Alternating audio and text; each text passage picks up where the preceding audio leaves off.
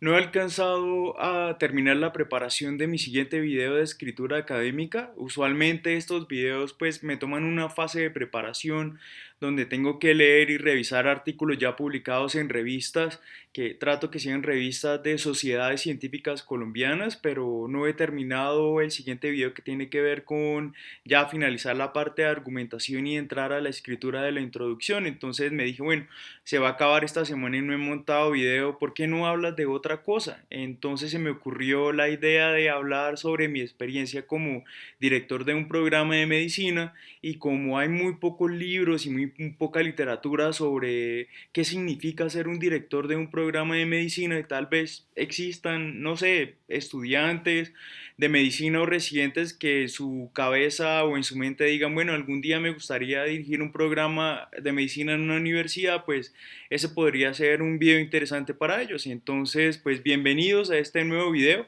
que no hace parte de la lista de reproducción de escritura académica, pero que voy a tratar de cuando me encuentre colgado de la producción de los videos de escritura académica, pues hablar de otras cosas y tal vez, pues no sé, se vuelva más interesante este canal. Entonces, bienvenidos, mi nombre es John Vergel y el día de hoy vamos a hablar sobre qué significa ser director de un programa de medicina. Bueno, este video se divide en tres partes.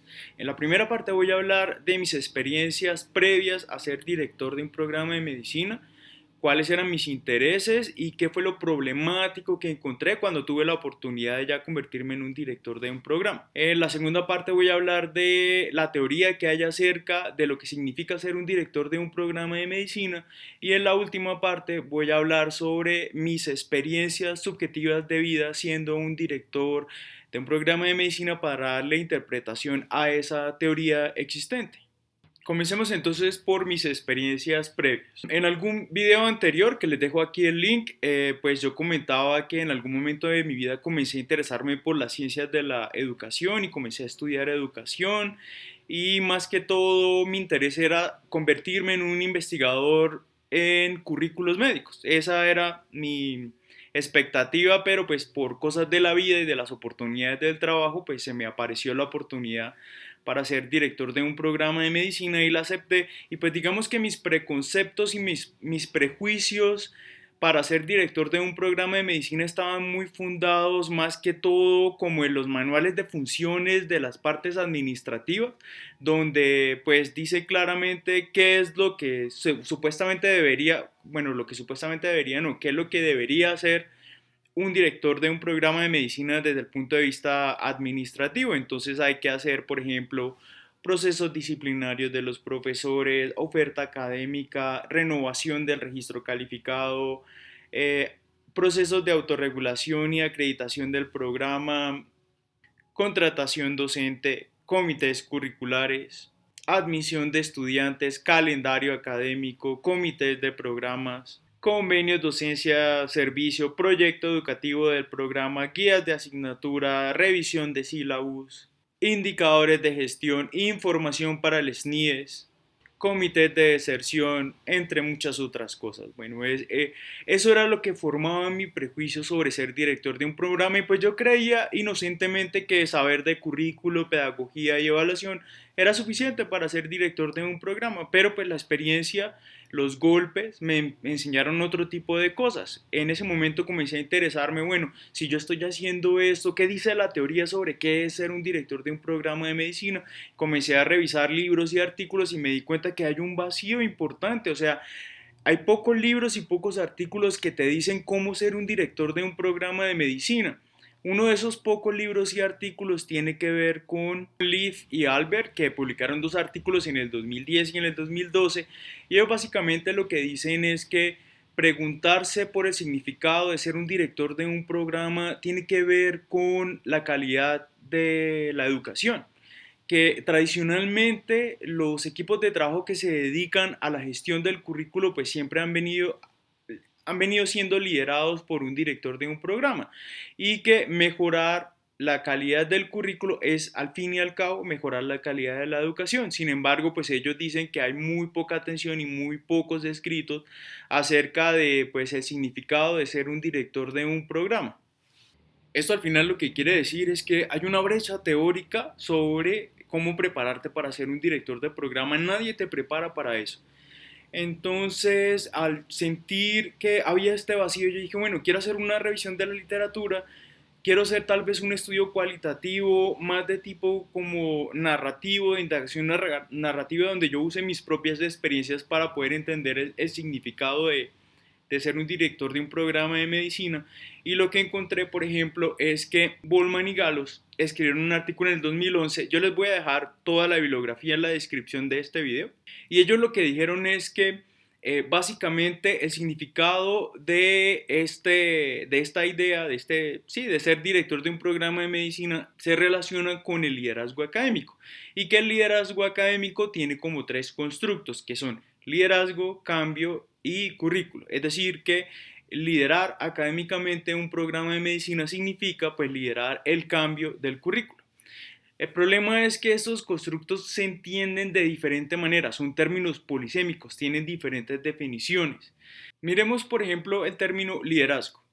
Si lo miramos desde la perspectiva del liderazgo organizacional, pues el liderazgo es motivar a las personas que conforman una organización para que cambien, para que se muevan en la dirección de un cambio.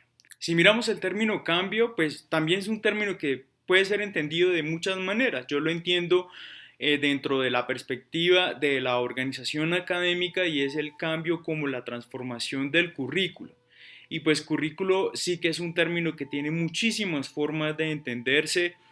Algunos profesores a mí me reprochan, por ejemplo, que cada semestre, al finalizar cada semestre, revisamos las asignaturas y miramos qué es lo que hay que cambiar y me dicen, pero esto de estar cambiando cada 6 meses es insostenible y eso es porque ese tipo de profesores entienden el currículo como algo estático, algo que no debe cambiar. Yo entiendo el currículo como una entidad dinámica, por eso creo que tiene que estarse cambiando constantemente porque el currículo son las experiencias de aprendizaje que planeamos para lograr algo en esos estudiantes de medicina. Estamos logrando un porqué y un para qué estamos formando estudiantes de medicina y ese porqué y para qué de esa formación de esos estudiantes cambia muy rápidamente. Cada 6 meses estamos cambiando. La forma como entendemos un médico hoy a la forma como entendemos un médico el año pasado es completamente distinta. ¿Por qué distinta? Se preguntarán ustedes. Bueno, nos enfrentamos a una pandemia por un virus que cambió la manera de entender el profesional médico e incluso todo el personal de salud. Entonces, la manera como estamos formando ese profesional de salud tiene que cambiar, no puede ser igual. Y pues digamos, ese liderazgo para hacer esos cambios en el currículo exige por parte del líder, es decir, por parte del director del programa, pues que pueda entender cuál es la cultura y cuál es el contexto de esa organización académica, por qué esos profesores tienen barreras para cambiar, aunque no todos, hay unos profesores que son más propensos para cambiar, otros que son muy difíciles de cambiar y pues es tu rol como director de un programa de medicina entender todo eso, todas esas tensiones que se están formando alrededor del cambio para poder gestionar ese cambio curricular. Bueno, entonces viene la pregunta, ¿cómo se puede entonces liderar el cambio del currículo en organizaciones académicas? Y aquí es donde vienen unos autores que me parecen pues que hacen un aporte bien interesante, son Sonderberg y colaboradores que publicaron un artículo en el 2017 y ellos dicen, bueno, para poder cambiar el currículo en un programa de medicina, pues usted lo que necesita es poder porque el poder es lo que le permite a usted influenciar los cambios en las creencias, las actitudes, los comportamientos de los estudiantes, los profesores, los administrativos, los profesores clínicos, los jefes de educación médica de los hospitales, los pacientes, los familiares de los pacientes, los padres de familia de los estudiantes y toda la sociedad en general. Para usted poder hacer esas transformaciones, pues usted necesita entender qué es el poder y entender qué son las relaciones de poder. Y aquí es donde se pone complicado el asunto. El poder es un constructo teórico que tiene muchas formas de entenderse. Diferentes personas entienden poder de diferentes maneras. Si lo entendemos desde la perspectiva del liderazgo organizacional y entendemos la academia como una organización, entonces podemos encontrar una teoría que construyeron French y Raven en 1959, donde ellos dicen, bueno, el poder tiene 5 tipos. Jolk en 1998 toma esa teoría y la expande y dice, bueno, no es que el poder tenga 5 tipos, lo que pasa es que hay 5 fuentes diferentes de poder y cuando uno usa diferentes fuentes de poder tiene diferentes resultados. Él dice, por ejemplo, que una fuente del poder puede ser la coerción.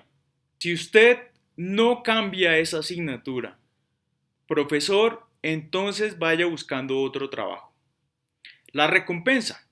Profesor, si usted cambia esa asignatura, se puede ganar un permiso para ir a un congreso académico y presentar su investigación. Usted me colabora y yo le colaboro. La legitimidad de la posición del poder. Usted tiene que cambiar esa asignatura porque yo soy el director del programa, yo tengo un doctorado en educación y usted tiene que hacer lo que yo le diga. La experticia. Profesor, mire, es que esa evaluación realmente hay que cambiarla. Mire, los estudiantes se están quejando a cada rato de la evaluación. Eso no está permitiendo lograr los resultados de aprendizaje. Si usted se fija la evaluación, pues lo que busca realmente es que el estudiante aprenda. Hágame caso, yo sé de lo que le estoy hablando. Y la amistad. Ay, parcero, mira, esta vaina no está funcionando bien, mira, todo el mundo se queja de esto, los resultados de aprendizaje no están articulados con las actividades de aprendizaje ni con la evaluación, ¿por qué no me ayudas? Somos parceros, hagámosle, hagamos un cambio.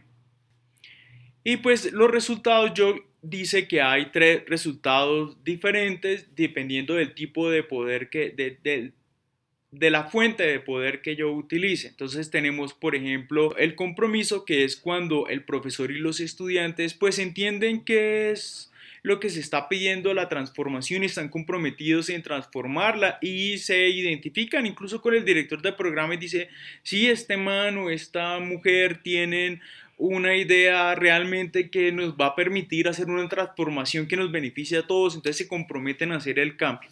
Hay otro resultado que es la obediencia, que simplemente pues no hay una identificación con el director o la directora del programa, sino que simplemente hacen caso y hacen una transformación sin comprometerse, pero obedecen en el cambio.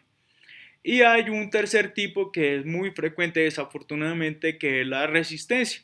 Es donde profesores y estudiantes simplemente no se identifican con el tipo de cambio, no quieren salir de su zona de confort o simplemente, no sé, hay unas guerras de poder y entonces dicen me resisto a cambiar.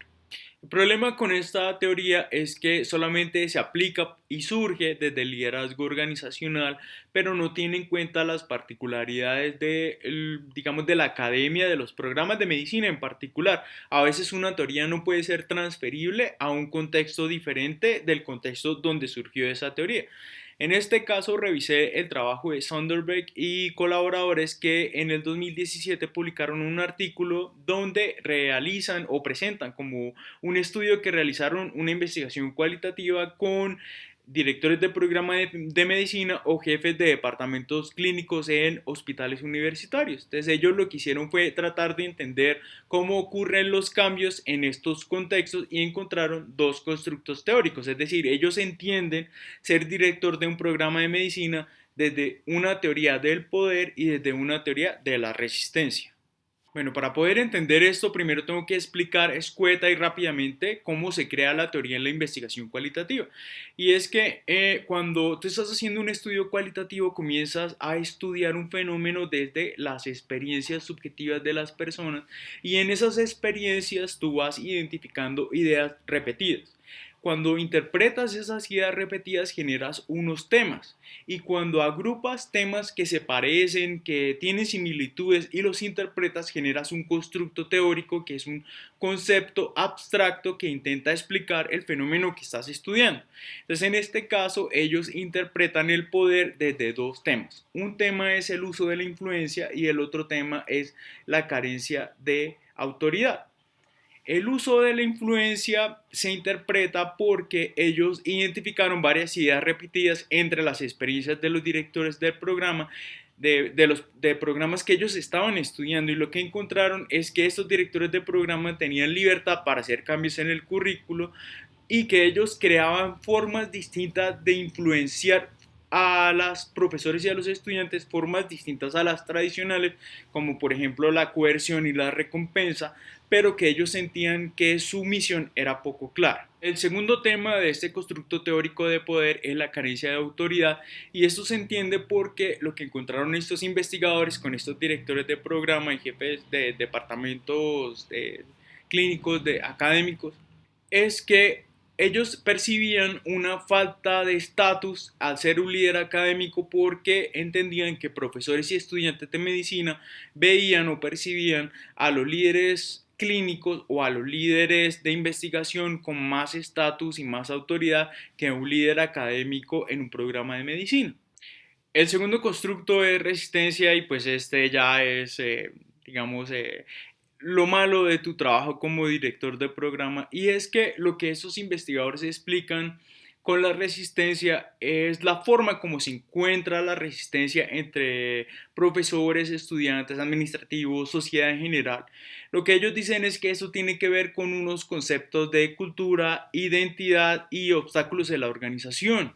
En resumen, ellos explican que un líder educativo convive o vive, se desarrolla en un ambiente que es culturalmente resistente al cambio, porque los profesores de medicina y los investigadores de medicina tienen unas cargas de trabajo tan pesadas que ellos sufren de algo que denominan la fatiga del cambio, y que además los profesores de medicina, por ser médicos o biólogos o etcétera, ellos no se identifican como un educador, sino que se identifica con su disciplina madre. Es decir, un profesor de medicina interna pues se identifica es con una especialidad en medicina interna, no como un educador o un especialista en las ciencias de educación como tal, y que esa falta de identificación con el liderazgo educativo es lo que hace que ellos sean resistentes a cambiar el currículo. La tercera causa o fuente de la resistencia que estos investigadores explican es una tensión organizacional entre la escuela de medicina y el hospital universitario. Ellos dicen que hay una tensión entre estas dos organizaciones porque la escuela de medicina dice que el hospital universitario pues no coloca suficiente énfasis en la educación, y el hospital universitario siente que la escuela de medicina no tiene sus mismas preocupaciones educativas y no tiene un modelo organizacional similar, y por eso se genera una resistencia a cambiar los currículos en aquellos semestres donde hay una mayor inversión en los hospitales universitarios. Bueno, y al fin y de cuentas, ¿esto para qué sirve? Realmente yo he usado esta teoría para poder entender mis propias experiencias como director de un programa, y estoy de acuerdo con casi todo lo que he mencionado hasta ahora. Es decir, en mi trabajo yo sí siento que hay una cuestión de que para poder influenciar a los demás, para poder generar un cambio curricular, se necesita utilizar diferentes formas de poder, y que esas diferentes formas de poder sí tienen diferentes reacciones entre profesores, estudiantes, administrativos, etc. Tal vez lo que yo le critico a esta teoría, con base en mi propia experiencia, es que no tiene en cuenta dos cosas. Una de ellas es que no me había dado cuenta que en este video estoy haciendo una catarsis también. Pero bueno, en fin, entre más tú te esfuerzas por hacer un cambio positivo o articulado con los propósitos de tus propias expectativas, que en este caso pues mi expectativa es mejorar la atención y salud de los pacientes. Yo realmente quiero, como director de programa de medicina, es poder hacer cambios curriculares, pedagógicos y de evaluación que puedan ayudar a formar unos médicos que de verdad tengan en su corazón, en su alma, en su ADN la capacidad de poder darle una mejor atención a los pacientes y a las comunidades en general. Y que para yo poder lograr eso, pues yo tengo que generar cambios porque la gente no quiere cambiar. Cambiar realmente cuesta, genera, no sé, un gasto de ATP gigantesco. Y nadie quiere gastar ATP. Todos quieren estar en un estado de tranquilidad. Pero cambiar hay que generar intranquilidad. Y lo que yo le critico a estas teorías es que no tienen en cuenta que generar o liderar estos cambios hace que te excluyan de la realidad cambiada. Es decir, yo siento que en mi trabajo, cada vez que yo trato de generar un cambio, se me excluye de ese cambio. Y una vez que ya se cambió y que las cosas están un poquito mejor que antes, yo no quepo ahí porque al ser el gestor del cambio, hay una cuestión emocional y es que se identifica a ese gestor del cambio con algo negativo porque pues cambiar es negativo, nos hace gastar energía, entonces no queremos que ese que nos hizo gastar energías esté incluido dentro de ese cambio. Entonces una de las cosas que yo he tenido que aceptar como director de un programa de medicina es que si bien tengo un propósito, digámoslo altruista de cierta manera, tengo un propósito y unas expectativas para ese cambio, yo no voy a ser parte de ese cambio. La segunda crítica que le hago a esta teoría o esta extensión de teoría es que no tiene en cuenta esos propósitos internos del ser humano que es el director del programa, porque si bien en mi caso yo siento que tengo unos propósitos no egoístas, llamémoslo en ese sentido, o sea, es decir, yo trato de liderar esos cambios no pensando en mi propio beneficio. Yo he visto otros casos donde hay líderes educativos que tienen propósitos egoístas, es decir, que lo que buscan es admiración, egolatría, no sé, lo que llamamos cultural y vulgarmente como el síndrome del emperador, del cuento del emperador que está desnudo y todo el mundo le dice, qué lindo traje que tienes. Bueno, en resumen, y para no hacerte la cosa muy larga, ser director de un programa de medicina significa, en mi propia narrativa de vida, que tienes que entender que tu trabajo es generar cambios en las experiencias de aprendizaje que se planean para lograr ese médico que queremos en nuestra sociedad. Pero que esa generación de cambios va a traer unas tensiones porque para poder lograr ese cambio tú necesitas usar un poder y ese poder siempre va a tener una resistencia.